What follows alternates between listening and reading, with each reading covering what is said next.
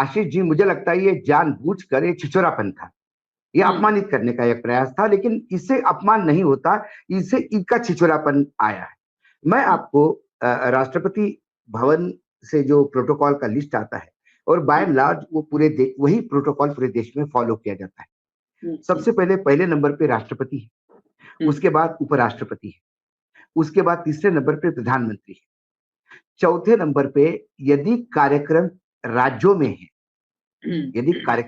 में है, तो उस राज्य के गवर्नर चौथे नंबर पे आते हैं। लेकिन यहाँ गवर्नर का कोई नाम ही नहीं था, ठीक है, एलजी इसमें आते नहीं। उसके बाद पांचवें नंबर पे है पूर्व राष्ट्रपति, फॉर्मर प्रेसिडेंट। फिर छठवें नंबर पे है chief justice of India and speaker of India, speaker of Lok Sabha. ये दोनों एकत्र है। स्पीकर ऑफ राज्यसभा उपराष्ट्रपति होते हैं, वो ऑलरेडी तीसरे नंबर पे। तो छठवें नंबर पे है chief justice of India and speaker of Lok Sabha. सातवें नंबर पे जो है, ये सातवें नंबर पे cabinet ministers of the union, chief minister of the state if programme is in that state, ठीक है। उसके बाद deputy chairman of planning commission, former prime ministers and leader of opposition in Rajya Sabha and Lok Sabha.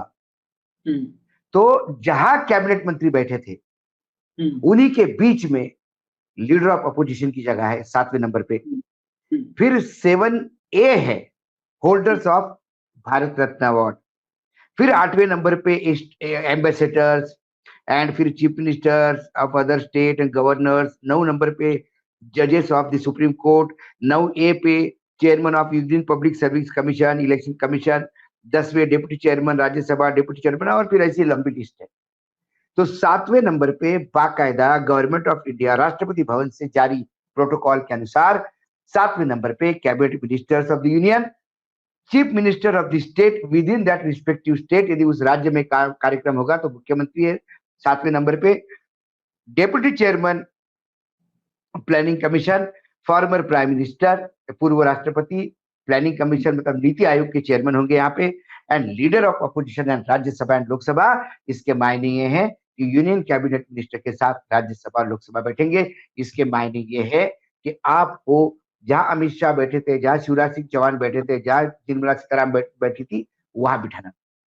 यदि chair बैठने की जगह कम है, suppose chair कम है, पहले 8 ही चेयर है, उसमें कैबिनेट मंत्री कुछ पीछे के लाइन पे भी आ गए, लेकिन आप राहुल गांधी को इतने पीछे नहीं फेंक सकते। प्रोटोकॉल में जो गेस्ट होते हैं, वो गेस्ट जरूरी नहीं कि प्रोटोकॉल तोड़ते हुए आगे आ जाए। यदि इतना प्रधानमंत्री को और डिफेंस मिनिस्ट्री को मेडल विनर्स के लिए ये था, तो आज झंडा भी फहरा लेते, जिसने डबल ब्रॉन्ज लिया। डबल मेडल लेने वाली पहली लड़की इस देश ने एक रिकॉर्ड तय किया। मनुष्य ये झंडा भी फहरावा लेते, तो क्या हो जाता। प्रोटोकॉल तोड़ना और ये कहना कि वो गेस्ट की वजह से सिर्फ राहुल गांधी के पीछे बैठाया, शिवराज सिंह चौहान नहीं बैठ सकते थे पीछे, कैबिनेट के और 6 मेंबर नहीं बैठ सकते थे पीछे, व्हाई ओनली राहुल गांधी। ये राहुल गांधी को अपमानित करने का एक तरीका इन्होंने निकाला, लेकिन ये छिछोरापन है, ये कोई मैच्योरिटी की बात नहीं। मजा तो आती कि जहां से कैबिनेट मंत्री नंबर 2 पोजीशन पे जो माने जाते हैं गृह मंत्री अपने पास बिठा के लेते और एक कैबिनेट उनका पीछे चले जाते। निर्मला जी पीछे बैठ जाती, शिवराज जी पीछे बैठ जाते, क्योंकि वो तो गृह मंत्री के इक्वल है प्रोटोकॉल में 7वें नंबर पे। दूसरी लाइन में मैं मान सकता था कि पहली लाइन सब फुल हो गई प्रोटोकॉल में, तो दूसरी लाइन में कुछ मंत्री बैठे, शिवराज सिंह के साथ दूसरी लाइन में राहुल जी भी बैठे, तो समझ में आता है। राहुल बैठे, उनके आसपास कोई कैबिनेट मंत्री। राहुल को जानबूझ के पीछे बिठा दिया गया, यह बताने के लिए कि भाई हम तो आपकी औकाती करेंगे। लेकिन आप किसी की चेयर पीछे कर सकते हैं, किसी को बेइज्जत करने का प्रयास कर सकते हैं, लेकिन लोगों के दिलों से नहीं उतार सकते। नरेंद्र मोदी एक छोटी मानसिकता के और बड़े छोटे दिल के आदमी हैं, और इसका प्रमाण वो खुद ही बार बार दे देते हैं। एक बात और भी है कि छोटे मन के लोगों से बड़ी बातों की उम्मीद नहीं करनी चाहिए। आज स्वतंत्रता दिवस समारोह पर नेता प्रतिपक्ष राहुल गांधी को 5वीं लाइन में बिठाकर नरेंद्र मोदी आपने अपनी कुंठा तो दिखा दी, लेकिन इससे राहुल गांधी को कोई फर्क नहीं पड़ता है। कोई फर्क नहीं पड़ता कि वो 5वीं रो में बैठे या 50वीं रो में बैठे, वो जननायक है और उसी शिद्दत से लोगों के मुद्दे उठाएंगे जैसे वो उठा रहे हैं। लेकिन यह दिखाता है कि आप और आपकी सरकार के मन में लोकतंत्र के लिए, लोकतांत्रिक परंपराओं के लिए, नेता प्रतिपक्ष के लिए तनिक भी इज्जत नहीं है। क्योंकि सच यह है कि नेता प्रतिपक्ष की रैंक कैबिनेट मंत्री की होती है। पहली रो में सारे कैबिनेट मंत्री बैठे हुए थे, लेकिन नेता प्रतिपक्ष राहुल गांधी को ही 5वीं रो में नहीं बिठाया गया। खड़गे जी के लिए भी सीट जो थी वो 5वीं रो में ही थी। एक बेवकूफी का बयान रक्षा मंत्रालय की ओर से आया है। ऐसा इसलिए किया गया क्योंकि हम ओलंपियंस को इज्जत और सम्मान देना चाहते थे। बिल्कुल देना चाहिए, ओलंपियंस को सम्मान दीजिए, विनेश फोगाट को भी सम्मान दीजिए। लेकिन क्या यह सम्मान अमित शाह, जेपी नड्डा, निर्मला सीतारमण, जयशंकर नहीं देना चाहते थे?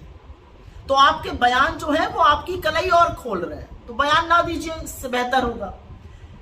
नेता प्रतिपक्ष लोकतंत्र में इसलिए जरूरी है क्योंकि वो सरकार को जवाबदेह बनाता है, वो सरकार को कटघरे में खड़ा करके लोगों के मुद्दे उठाता है। असलियत यह है कि राहुल गांधी से आप लोग असहज हो जाते हैं। वो आंख में आंख डाल के आपसे सवाल पूछते हैं, वो आपके भ्रष्टाचार को, आपकी नाकामियों को, आपकी विफलताओं को आपके मुंह पर कहने की ताकत रखते हैं, तो आप उनसे आंखें चुराते हैं। लेकिन कोई फर्क नहीं पड़ता, आप 5वीं रो में बिठाइए या 50वीं रो में, राहुल गांधी फिर भी राहुल गांधी रहेंगे। लेकिन ये कर कर एक बार फिर से आप लोग कितने छोटी मानसिकता के, क्षुद्र, बिल्कुल चूहे के कलेजे वाले लोग हैं, ये फिर से आपने सिद्ध कर दिया।